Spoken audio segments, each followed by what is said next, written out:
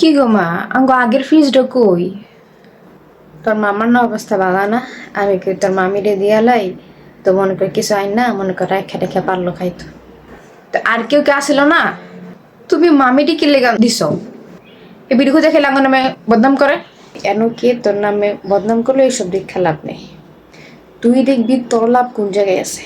যেমন এই জায়গায় তোর আখিরাতের লাভ আছে। একদিন মাইমুনা রাদিয়াল্লাহু আনহা একটা বাদী মুক্ত করছে।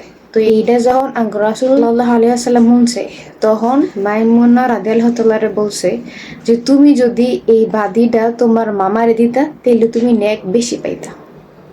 কারণ তুমি যদি কোনো একজনরে সাহায্য করো তাহলে তুমি সৎকার নেক পাইলা, কিন্তু তুমি যদি তোমার আত্মীয়দের মধ্যেই কাউরে দেও, সাহায্য করো, তাহলে তোমার ডাবল নেক। এক হলো তোমার আত্মীয়তার হক আদায়ের নেক, আর এক হলো তোমার সৎকার নেক।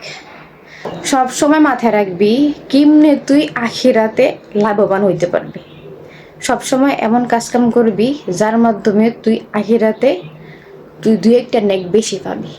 সবসময় দেখবি যে আখিরাতে তোর লাভ হবো কেমনে, বুঝছস? আমার সম্মানিত দর্শকবৃন্দ, আপনারা অনেকে আমার ভিডিও দেখেন কিন্তু সাবস্ক্রাইব করেন না। আমি আপনাদেরকে রিকোয়েস্ট করব, যদি আমার ভিডিও আপনাদের কাছে ভালো লাগে তাহলে এরকম ভিডিও আরও পাওয়ার জন্য দয়া করে আমার চ্যানেলটি সাবস্ক্রাইব করবেন।